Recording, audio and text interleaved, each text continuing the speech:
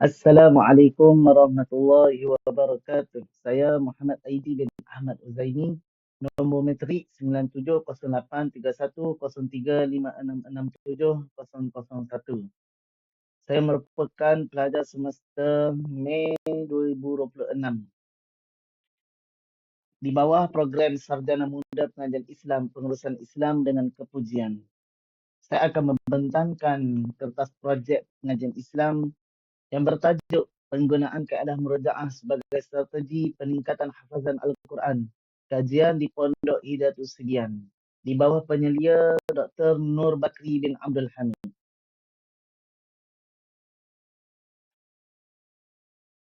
Perbentangan yang pertama iaitu gambaran keseluruhan kajian. Kajian ini merupakan penyelidikan kualitatif yang memfokuskan kepada penggunaan kaedah murojaah sebagai strategi utama untuk meningkatkan dan mengekalkan hafazan Al-Quran. Yang kedua, lokasi kajian adalah di Pondok Hidayatus Sibian, Pasir Putih, Kelantan, sebuah institusi yang melahirkan ramai hufaz melalui sistem pondok tradisional. Yang ketiga, kajian ini melibatkan maklum balas daripada mudir, guru dan pelajar untuk melihat sejauh mana pemahaman terhadap konsep hifz dan amalan murojaah mempengaruhi kualiti hafazan. Perbentangan yang kedua, penyataan masalah dan jurang. Masalah utama, cabaran mengekalkan kelancaran itqan di mana pelajar sering lebih mudah menghafal ayat baru ziyadah tetapi gagal mengekalkan hafalan lama. Yang kedua, kekangan masa.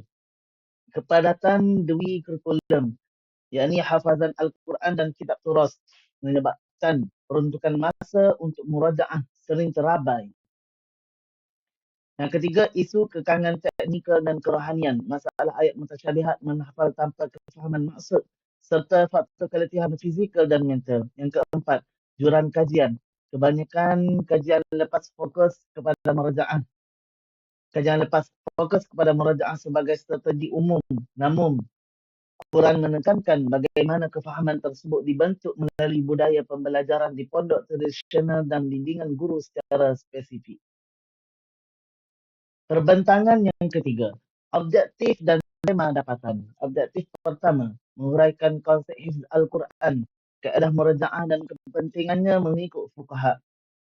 Tema, kefahaman terhadap konsep hifz dan murajaah sebagai asas penjagaan hafazan.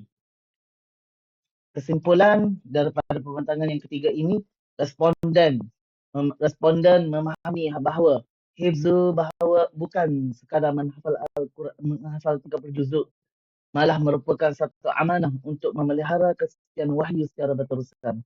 Yang kedua, murajaah juga dianggap sebagai nadi atau tunjang utama yang memastikan hafazan tidak hilang, di mana penekanan diberikan kepada kualiti hafazan berbanding mengejar kuantiti. Yang ketiga, selain itu, kefahaman terhadap maksud ayat terbukti membantu pelajar mengurangkan kekeliruan pada ayat-ayat mutasyabihat.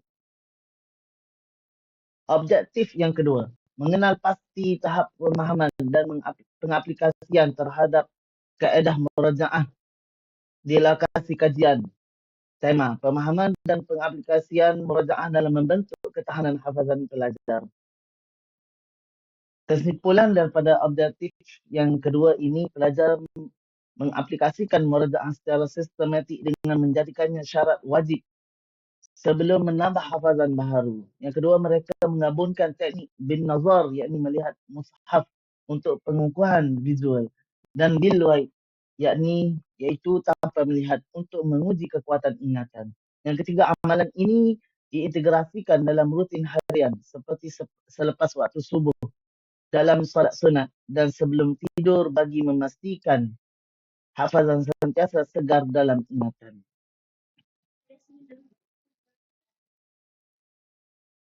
Perbentangan yang ketiga, objektif dan tema dapatan. Objektif kedua,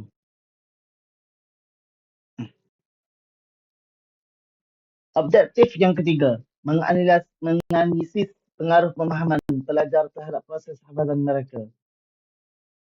Tema, pengaruh pemahaman Al-Quran dan pengaplikasian murajaah terhadap proses hafazan. Kesimpulan keseluruhannya, kefahaman yang mendalam meningkatkan disiplin kendiri pelajar. Mereka melakukan pengulangan secara sukarela tanpa perlu dipaksa oleh guru kerana sedar akan risiko lupa. Yang kedua, dari aspek teknikal, pengaplikasian murajaah yang konsisten meningkatkan kelancaran dan membina keyakinan diri yang tinggi semasa sesi tasnik di hadapan guru. Yang ketiga, sokongan daripada persekitaran termasuk dorongan guru dan rakan sebaya turut membantu pelajar mengatasi cabaran seperti keletihan fizikal dan kebosanan dalam mengekalkan hafazan. Perbentangan yang keempat, kerangka konseptual, input tahap pemahaman pelajar. Yang pertama, tahap pemahaman pelajar menjadi asas kepada amalan hafazan Al-Quran.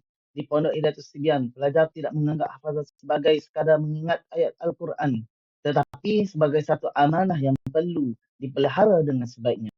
Yang kedua, amanah hifz.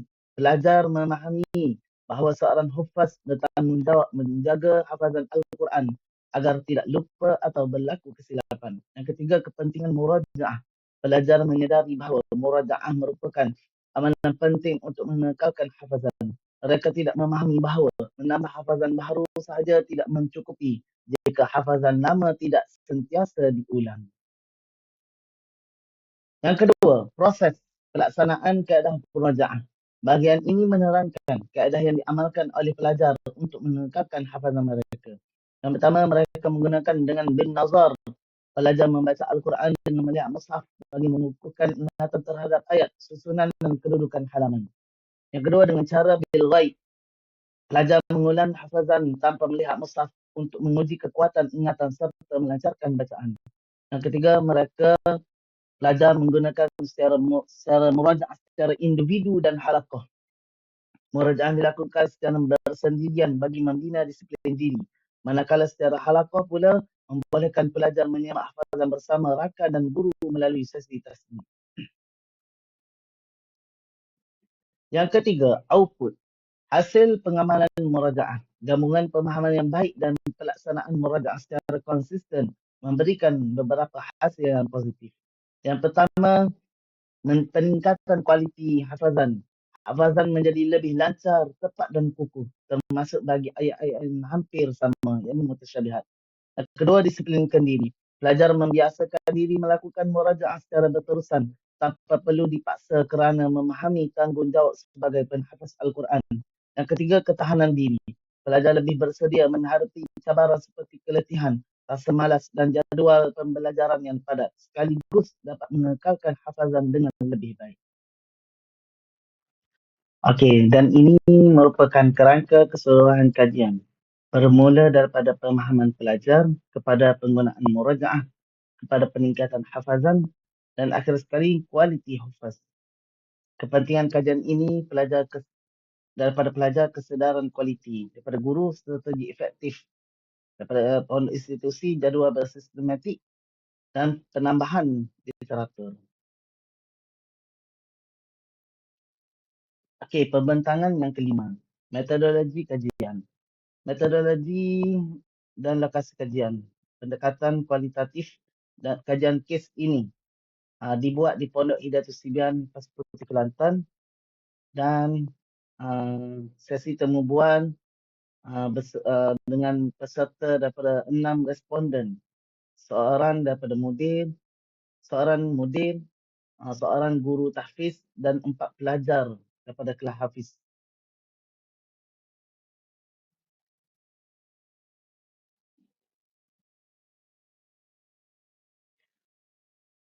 Okey, perbentangan yang keenam. Struktur 9 soalan temubuan. Struktur soalan dibahagikan mengikut objektif kajian. Yang pertama, kefahaman konsep hifz dan kepentingan murajaah. Yang kedua, penerangan guru tentang kepentingan menjaga hafazan. Yang ketiga, peranan kefahaman maksud ayat dalam membantu hafazan. Empat, cara pengaplikasian teknik bin nazar atau bil ghaib dan kekerapan sehari. Lima, rutin harian waktu pilihan. Subuh sebelum tidur dalam solat.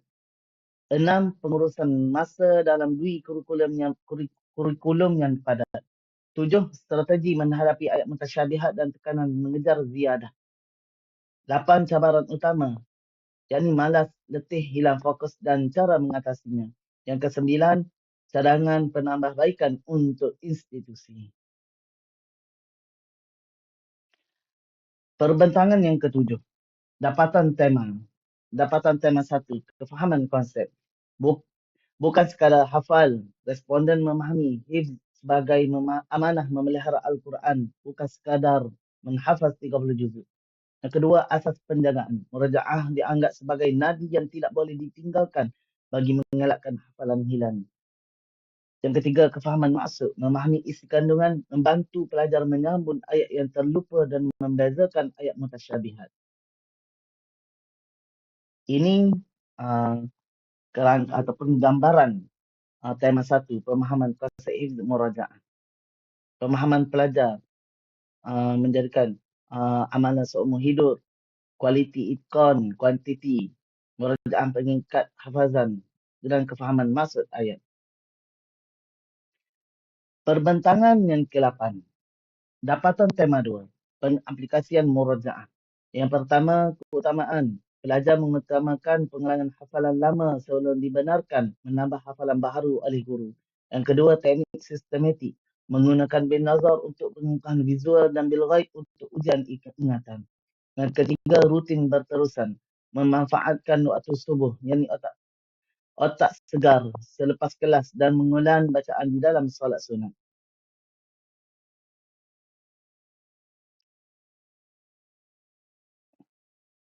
Perbentangan yang ke-9. Dapatan tema 3.